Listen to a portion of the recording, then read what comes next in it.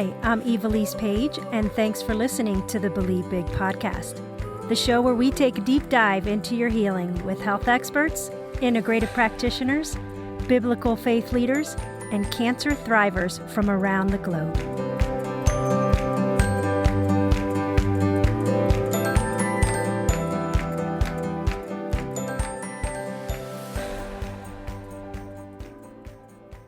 Welcome to today's episode on the Believe Big podcast. My name is Evilise Page, and today's episode will help you find more peace as an advocate for yourself as a cancer patient or a loved one on their cancer journey.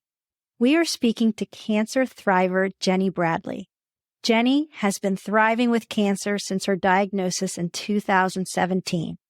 She is passionate about guiding fellow cancer patients into more peace and less overwhelm during their cancer journey through her coaching and courses.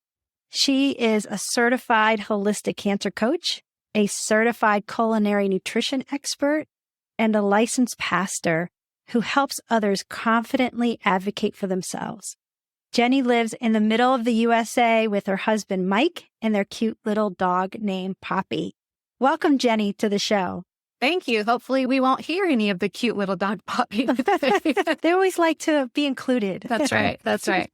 Yes, thank you for having me. It's a true honor that you invited me here. First of all, if I can say this, I love the Believe Big organization and what all you guys do. I am a recipient of one of the mistletoe grants years ago, and the care and courtesy in which anyone that I've ever interacted with at the Believe Big organization has ever interacted with me has always been just so peace-giving and calm and helpful. So I just love all that you guys do and how you lead in this space and how you take care of the cancer patients that are coming to you looking for guidance. So thank you for all you do. Oh, thank you, Jenny. That's so kind of you to say. Thank you.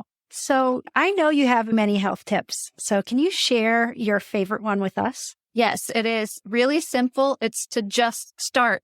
I think that sometimes we get really bogged down by thinking that we have to have everything 100% ready to go or 100% done a certain way, when really it's more about like, if walking is really important in my cancer journey, then I just need to start by putting on those shoes. And then I just start by getting myself out the door. And I just start by walking to my mailbox. It doesn't have to be that the plan is I do the whole entire thing. The plan is I take that very first step, or even on switching your overall meal diet plan or the doctor that you're going to. It's about making that first call or making that first switch of your food, right? So to me, it's all about just take that very first step. Or for some of us, it's that next step, right? Like that, what is that next best step for me as the individual in that scenario? So just start. That's my tip.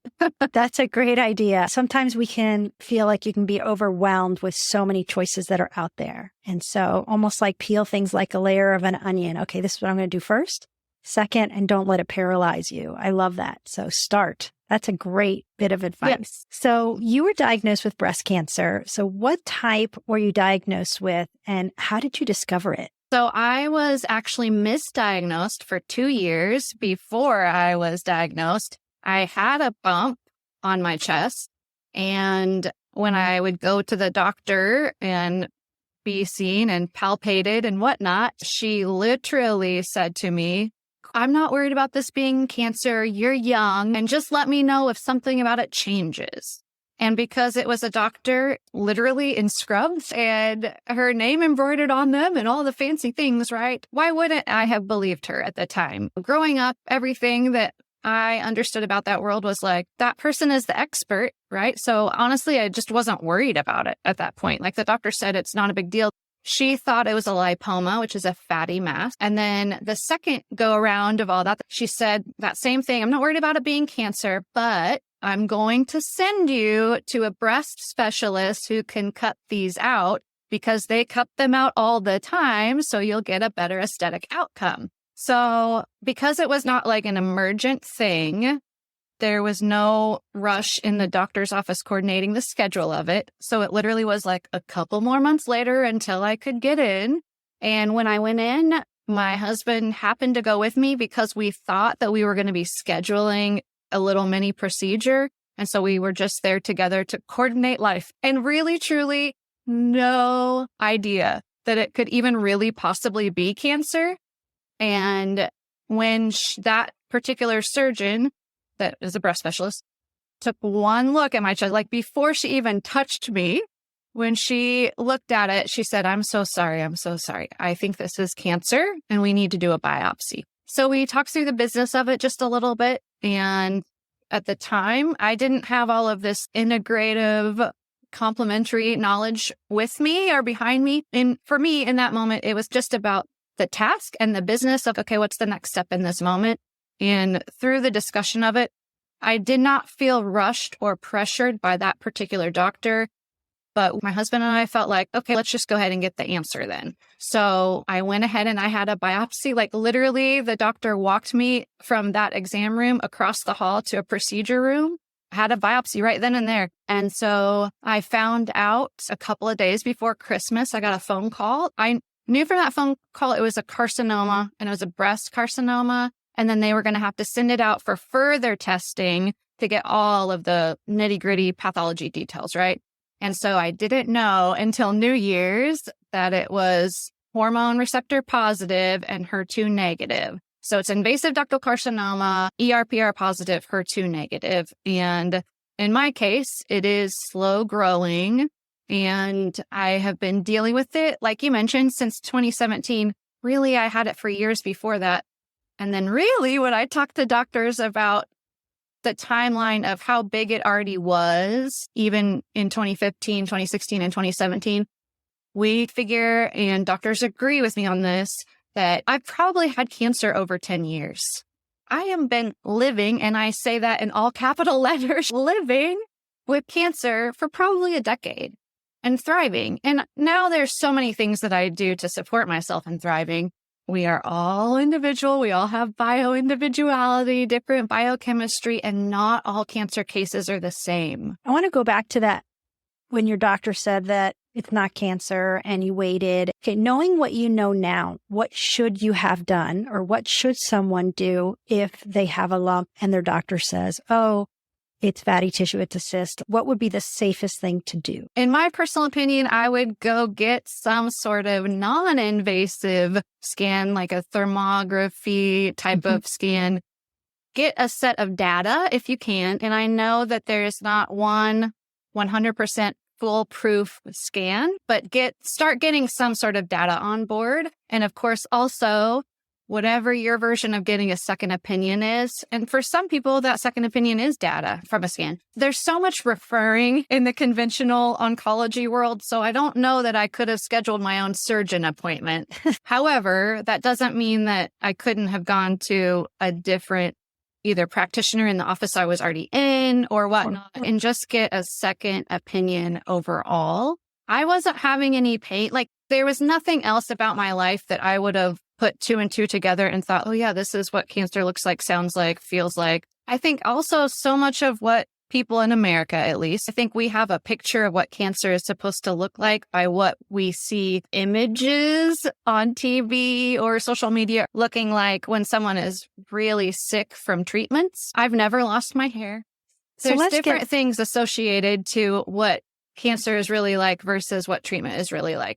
So what did you do for your treatments? Good question. So in my particular case, chemo and radiation was not recommended for me. And that was through multiple doctors, multiple oncologists, surgeon, etc. The first initial conversation after diagnosis, after the phone call, was we're going to have a meeting in a conference room. And so it was my husband and I and the doctor for her to draw out a map for us. And as soon as she said the chemo and radiation would not be recommended in my particular case, I threw up my hands like a touchdown and said, hallelujah, because that was a battle I was preparing in my mind that I was going to have to use my emotional energy to talk to her about, like, I'd like to wait on that and do other things first. And then surgery has always been an ongoing conversation. But in that initial moment, she said that she did not want to operate on it for at least 6 months. She wanted for me to shrink it.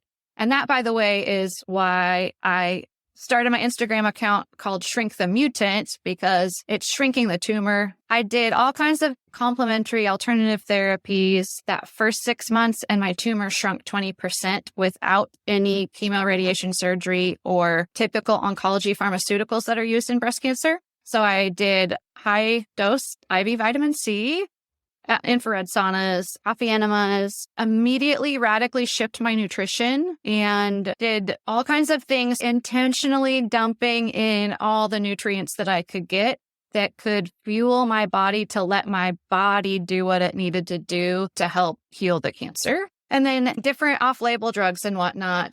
And they're all individualized. So, everyone, even though you're sharing this is what you did for your breast cancer, as everyone knows when I speak about treatments and things like that it really is individualized. And you worked with a fantastic integrative practitioner, Dr. Timms. We know him very well at the Reardon Clinic, and they do a great job of evaluating you as an individual from your intake form to your blood work to pathology, all of that. So that's really important to note as well. On your website, you mentioned 5 under 40. What exactly does that mean, and how did it apply to you? Okay, so 5 under 40, anybody that wants to search it could look up hashtag 5 under 40, use the numbers, don't spell it out. Essentially, it is only 5% of those of us that are diagnosed with cancer are under the age of 40 when we're diagnosed. So anyone 39 and under in medical world of oncology is considered a young adult. So even though I was in my 30s when I was diagnosed, I was considered a young adult in cancer world. I didn't realize that. I was 37. I would not have considered myself as a young adult. I would have thought 30 and under. And you were only a part of the 5%. Yeah. Wow. As someone who has been on a cancer journey for many years, I'm sure you've learned a lot. Thankful for what you do on your website. And we're going to put the link so that people can find you and ask more questions and resources that you have so that they can easily find that in our show notes. But what might be some things that you can quickly share about having cancer that you think people might not know and should? I think overall, it's to start with your own mindset and what do you think about your own body and your own cancer case. And for me, that started with, I believe that God designed our bodies to heal. And one of the things that always reminds me of that, if I get a nick on my hand, I love watching it scab over and heal because my body innately knows to do that. So there is something about having a mindset that I'm designed to heal, and healing is in process. Cancer is not a sentence, it's a word. And you can go down that line of cancer doesn't have to mean it's a death sentence for all people that get diagnosed. There's so much that we can do to support ourselves, and you don't have to go about it the same way that somebody else goes about it. I guess maybe if there's one of the themes of today is you are your own unique individual. And so to find the people that best fit you and what you want out of this, to create your own care team around this, and that there are all kinds of options out there. And for those of us that do naturopathic integrative care as patients, one of the things I've learned about that too is there's always something else to try. That's one of the really neat things about an integrative and naturopathic approach is, guess what? There's something else to try. And P.S., when we talk about treatments a bit ago, I've done mistletoe, I've done Helleborus, I've done ozone, and I've also had a cryoablation procedure, which I always want people with breast cancer to know about because it's not talked about in the standard of care world as much. It is done by MDs, but cryoablation is the freezing of your tumor from the inside out. That's amazing. I had never heard of that. So I've heard of ablation for like lung cancer and other things, but not cryo. We'll definitely have to do a podcast on that one. Yeah. Those are some great therapies that you were able to discover and be a part of. Being your own advocate can be difficult, and being a caregiver can be difficult. And so to say caregiver, how would you say would be the best thing they could do to help their loved one on their cancer journey? Cancer is prevalent, unfortunately, in our Western world. And I will get a message that says, hey, Jenny, my so-and-so just got diagnosed with cancer. What can I do to help them? And I realized that I was coming across that question so often that I was giving the same answer over and over again. And it became this idea to me of doing something specific has been the most helpful for me as a cancer patient.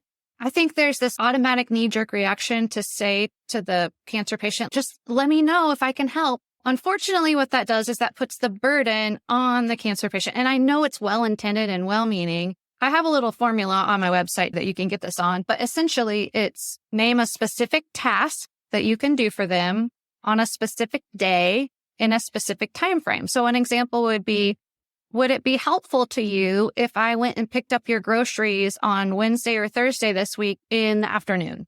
There's something that you can do specific that isn't a general, call me when you know. There's so much that my brain is over capacity when I'm diagnosed with cancer. I think that's pretty common for most people. If other people know that we're diagnosed with cancer, people want to help, which is so wonderful and so loving. But I can't figure out 20 different things for 20 different people to do. I need those people to tell me what they're capable of. And I think on the other side of it, I know for me, one of the things I struggled with was I didn't want to put people out. I felt like I was inconveniencing them. They're busy families. And so I was really grateful that a friend set up lots of helping hands for me. Yes. And that had a schedule that I would tell her what days I wanted meals, what type of meals, what even ingredients. And so that was really helpful. And there's also other websites that also include rides for your kids and childcare and those kind of things as well. So true. Be very specific. Maybe have a friend that can oversee that aspect so you're not getting flooded with so many calls all the time. So that's great advice.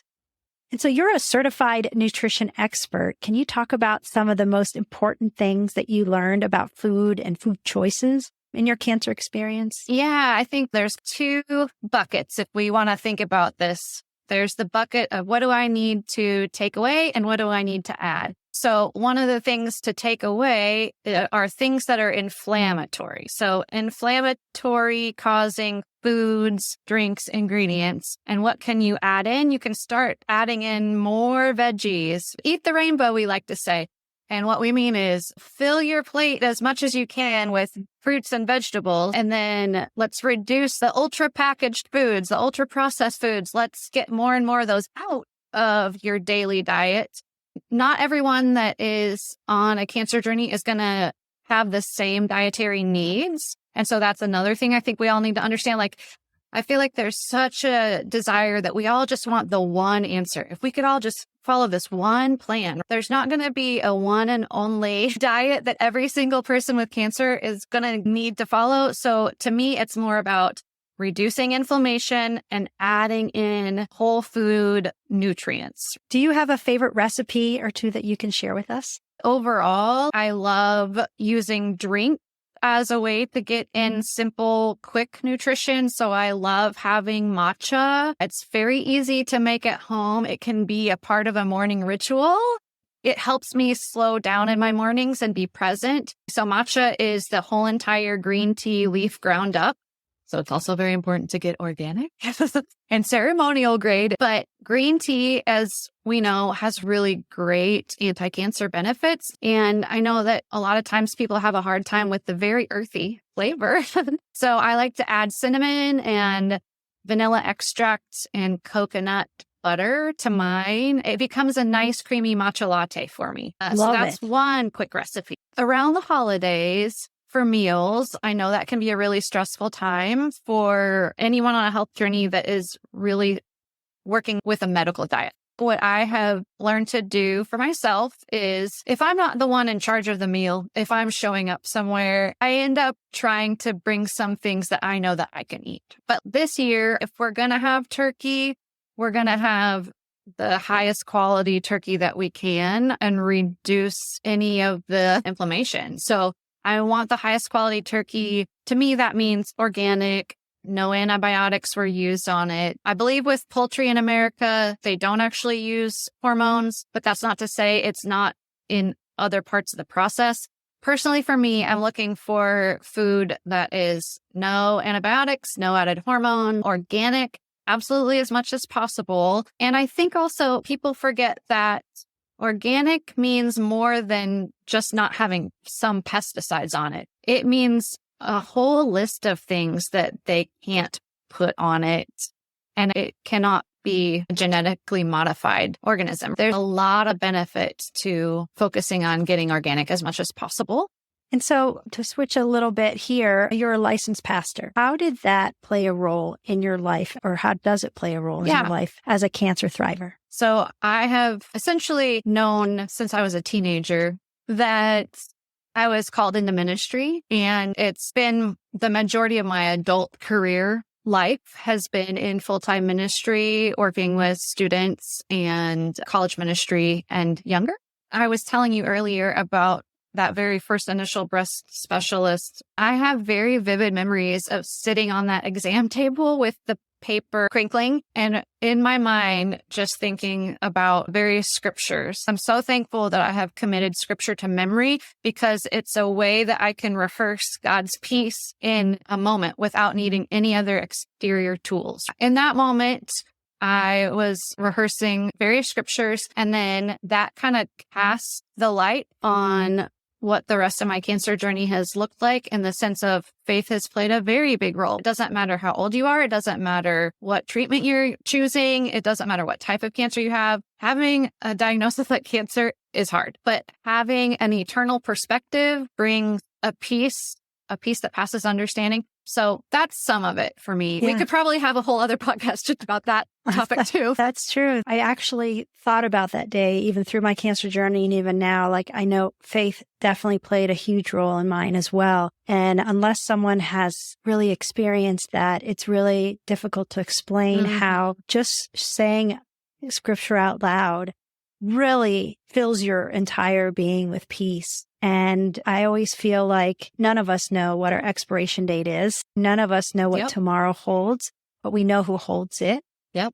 And so I find this peace in knowing that no matter what we're going through, whether it's cancer or a difficult situation in our lives, we know that we don't have to carry it, and He carries it for us. And I think that's where we release those burdens. And I know I was doing that on a daily basis. And my friend said, picture a backpack, Evilise, and all these worries and fears and anxious thoughts and things that come to you, put it in that backpack.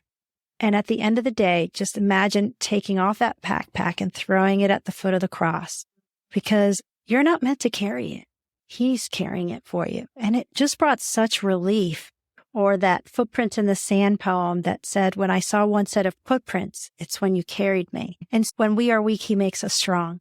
And so I really love what you shared about that. And it really plays a huge role in making the process not as difficult as it could be. The places that I use that too, on scan days and while you're waiting on scan results, but in the moments of being in the machines, I know can bring a lot of intrepidness to people. So I don't know if you know this, but in breast MRIs, which is the type that I get, we have to lay face down. So we cannot see out of the machine at all. Oh my goodness. And you can have your arms up above your head, but also you can ask to have your arms at the side. So all you can do is think. And in those times, I meditate. A lot of times I meditate on Psalm 23 and I picture, what does that meadow look like? What does that stream look like? What does it look like for a gentle shepherd to be coming by and making sure that I'm okay? That's one of the ways that I have peace in my cancer journey, is by knowing what tools to pull out at which times. When there's nothing else to do but be lost in your own thoughts, I meditate on scripture. I love that. And I can't believe our time is already up, but I would love to close with, is there anything else that you'd like to share with our listeners that I may not have asked you that you feel would be good to share? I love being able to support fellow cancer thrivers. I have lots of resources on my website, and you can connect with me on Instagram at Shrink the Mutant. But on my website, shrinkthemutantschool.com, I have resources for tips on peace. I have how to find a naturopathic or integrative oncologist. I have tips on how to do a fundraiser, anti-cancer drinks, anti-cancer meals, all kinds of stuff. So I really try to be a resource for other people going through the journey. So hopefully somebody listening can find one of those helpful in their moment of need. Thank you so much for being on, sharing your story, being so open. And it's amazing that in the midst of this, that you are serving other people. So that's just a great testament as to what you're doing is working so that you have the energy to do that. And then also who you are as a person. So thank you so much for joining us. Yes, thank you for saying that.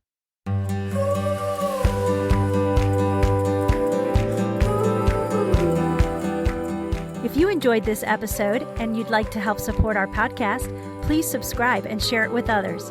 Be sure to visit believebig.org to access the show notes and discover our bonus content. Thanks again, and keep believing big.